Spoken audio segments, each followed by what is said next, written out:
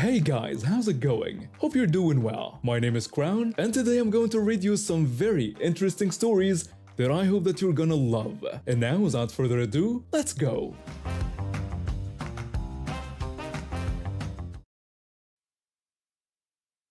After spending 3 years as a medical assistant in a family practice, I was looking for something more challenging. When I saw the opening at one of the most reputable pain clinic chains in the area, I jumped at the opportunity. The pay was better, and the work seemed more engaging than taking vitals and giving flu shots all day. The clinic chain was owned by this brilliant doctor who'd built quite a reputation for himself. Let's just say he was really good at what he did. So good that he had multiple clinics across the city. Each clinic had its own set of doctors, but most patients were seen by nurse practitioners and physician assistants since the doctors were usually tied up doing procedures.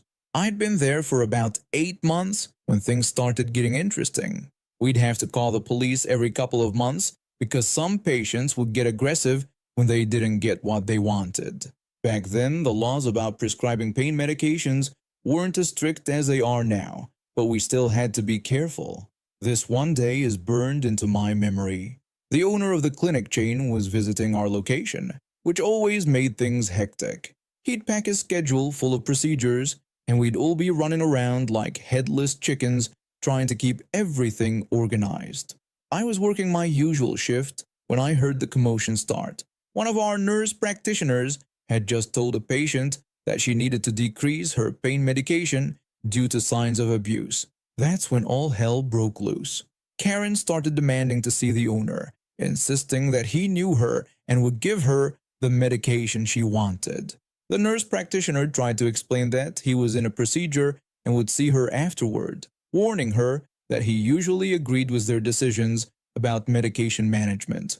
Karen wasn't having any of it, screaming that she wanted him there right that moment, regardless of what he was doing. I was already standing outside the door as backup, standard protocol when we have an agitated patient. What the patient didn't understand was that the owner was in the middle of performing a delicate spinal procedure in our clean room, where everyone had to wear special clothing and shoe covers to maintain sterility. Suddenly, the door flew open with such force it slammed against the wall. Karen came storming out, screaming through the holes, demanding to know where the owner was. I tried to calm her down, explaining that he was in a procedure room and that it was a sterile environment she couldn't enter. She just kept yelling that she didn't care and demanded we get him out immediately. She started racing through the hallways like a woman possessed until she found the back door to the procedure area.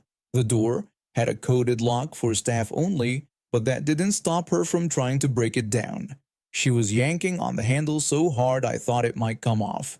I tried reasoning with her again, explaining that the owner literally had a needle in someone's spine and couldn't leave, but she wouldn't listen. After what felt like an eternity of her trying to force her way through the door, she finally gave up and stomped back to her room. By this point, the nurse practitioner had already called the police, and we initiated our emergency protocol. I took my position at the back entrance near the employee parking lot. As luck would have it, my boyfriend was waiting in my car. He'd taken it to the shop earlier and was picking me up after work. When he saw the police cars pulling up, his eyes went wide with concern. I tried to reassure him with a quick wave and a 1-minute gesture while I directed the officers inside through the back entrance. The police found Karen in her room, still ranting about her medication. They had to practically drag her out while she kicked and screamed, threatening to report us to the medical board and sue everyone in sight. Not only was she discharged from our clinic for misconduct and medication abuse, but the police found illegal substances in her purse during the incident. Turned out she'd been getting prescriptions from multiple clinics and selling what she didn't use. She ended up facing criminal charges, and I heard she was banned from every pain management clinic in the county. After that day, we installed security cameras at all entrances and hired a full-time security guard.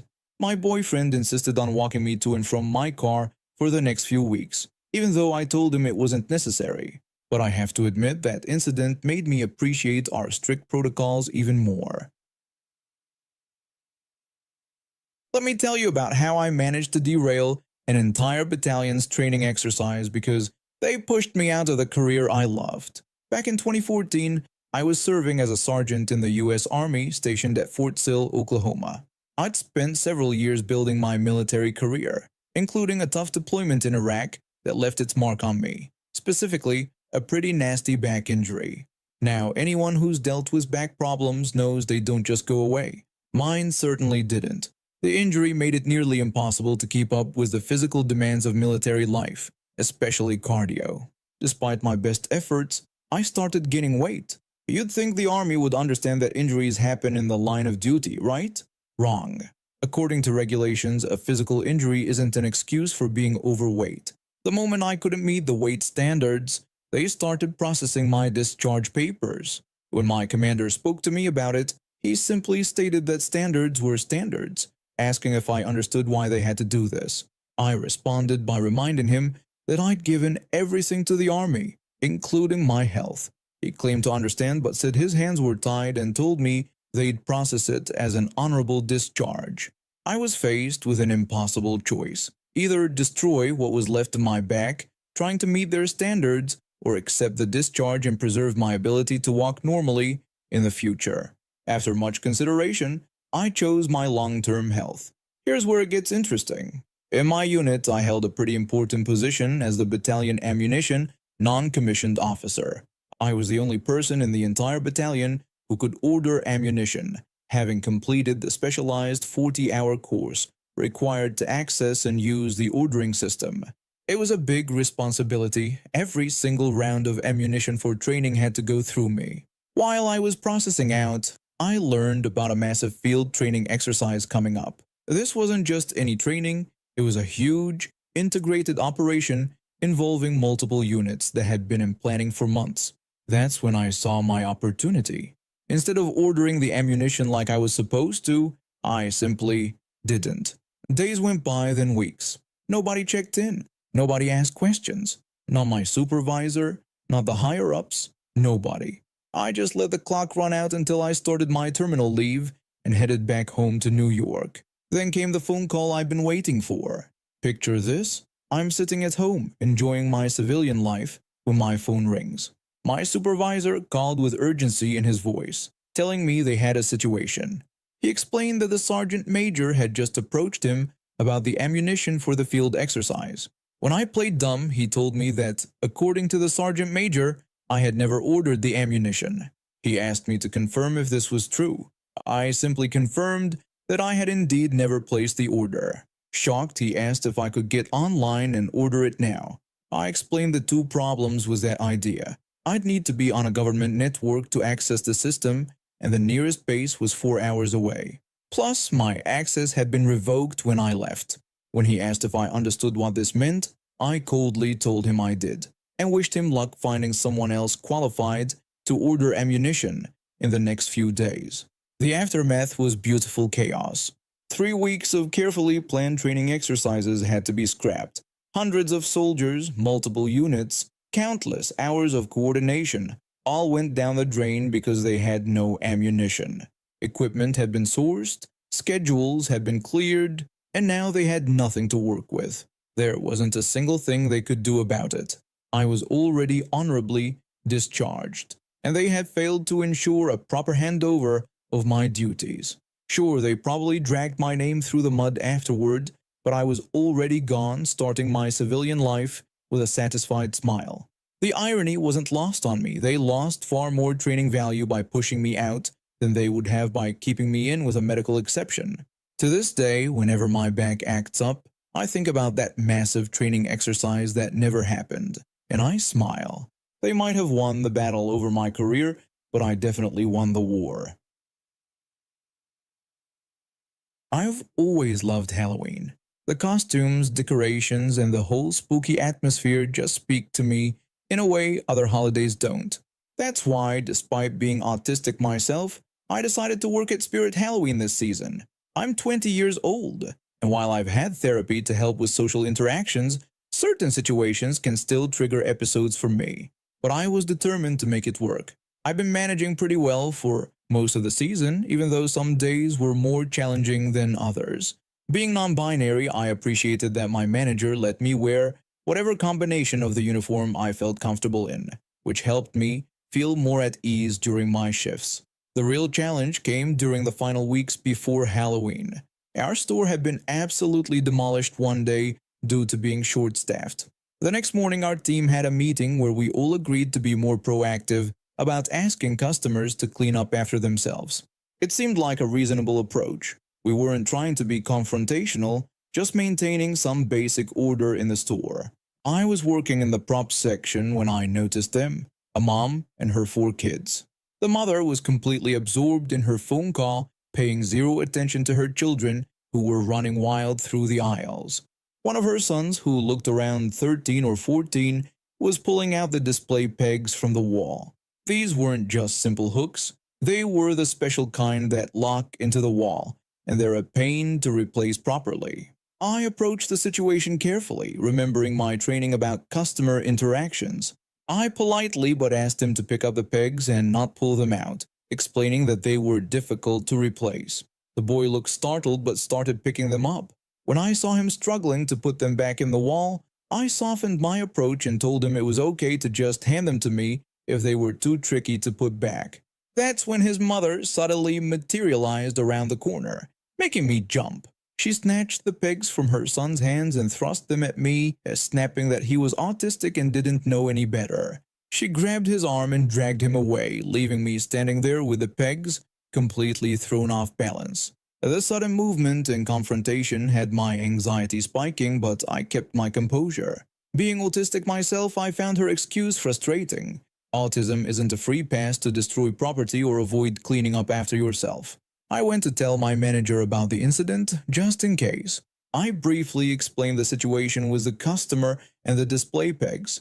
My manager was supportive and assured me not to worry, saying she would handle any complaints if they came up. I finished my shift and headed home, but about 30 minutes later, my phone rang. It was my manager calling to fill me in on what happened after I left. She told me, laughing, that the woman had demanded a refund, claiming she had incompetent employees. My manager then explained how she'd questioned the mother about why she wasn't watching her children more carefully in a busy costume store this close to Halloween, especially knowing her son had special needs. Apparently, the woman just stood there with her mouth open. The mother then tried to make a scene about discrimination, but my manager shut that down quickly. She told the woman that I was also autistic and had simply been doing my job by asking her son to clean up just like we ask every other customer. She emphasized that being autistic doesn't mean you can't learn basic responsibility. The woman turned bright red, stumbled over her words for a moment, then grabbed her shopping bags and stormed out. When she was leaving, my manager called after her, making it clear that while she was welcome to shop there again, it would only be if she actively supervised her children. The next day, my manager told me she'd received several positive comments from other customers who witnessed the incident, praising how professionally I'd handled the situation. It felt good to know that standing my ground while remaining respectful had been the right call. I've been working in sales and customer service at one of America's biggest internet service providers for about 5 years now. I started this job right after finishing my business degree, thinking it would be a stepping stone to bigger things. The pay isn't great, but I genuinely enjoy helping people when I can. My dad always taught me that any honest work is good work, and I took that to heart. The thing about working at an internet provider is that you become the face of the company.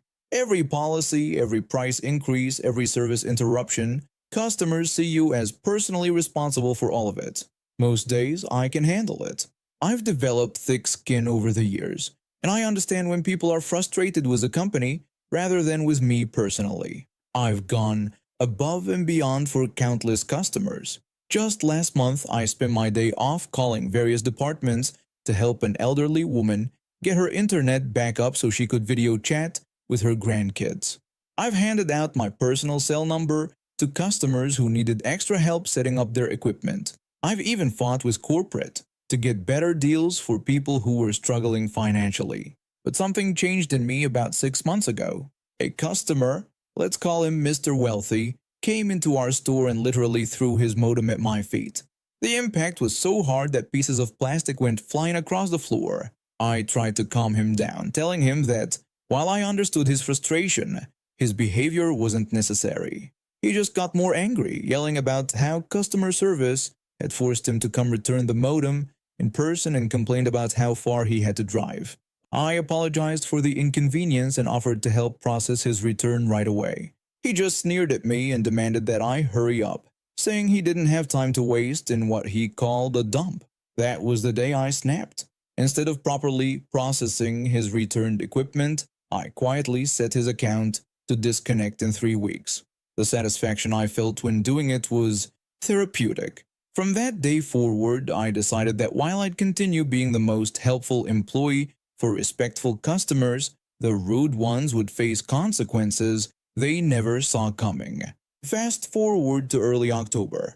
This incredibly entitled customer walks in needing a new cable box. His equipment was ancient, practically an antique from the early 2000s. I could tell from his clothes and luxury car key fob that he was well off, but I treated him just like any other customer. I explained that I could set him up with our latest model, describing its features like voice control, streaming capabilities, and the modern interface. He just brushed me off rudely, telling me to hurry up because some people had real jobs to get back to. I explained everything carefully, set up the new box, and sent him on his way. But sure enough, he came storming back in an hour later. He started yelling about how the equipment I gave him was garbage and nothing worked the same way. I tried to explain again that this was our newest model with an updated interface, but he cut me off, demanding that I fix it immediately. When I offered to arrange for an older model to be delivered within 2 days, he got even angrier, complaining that he was leaving for vacation in a week for 2 months and it needed to be fixed before then. Then he really started showing his true colors. He went on a rant about how I was just jealous because I was stuck in a dead-end job while he was about to spend 2 months traveling Europe.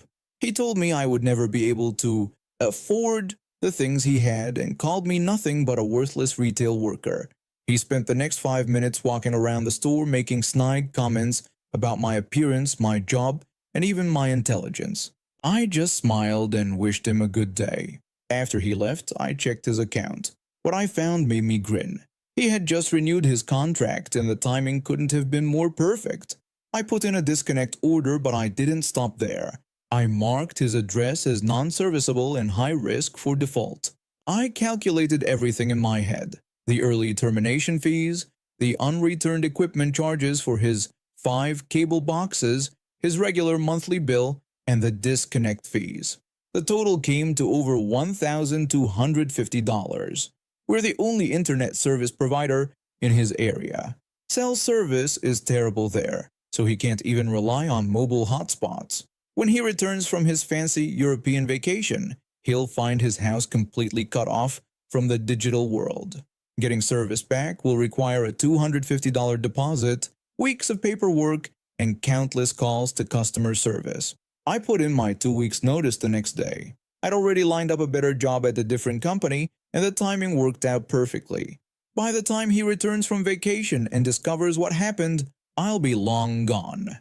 He came back from vacation absolutely furious. He spent 3 weeks trying to get his service restored, had to pay every single fee, and ended up missing several important work-from-home meetings because he had no internet.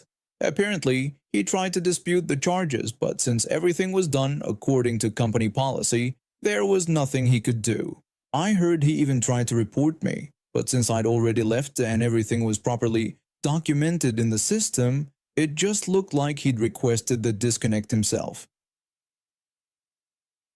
And now we have reached the end of today's stories. Thank you for watching, and see you next time.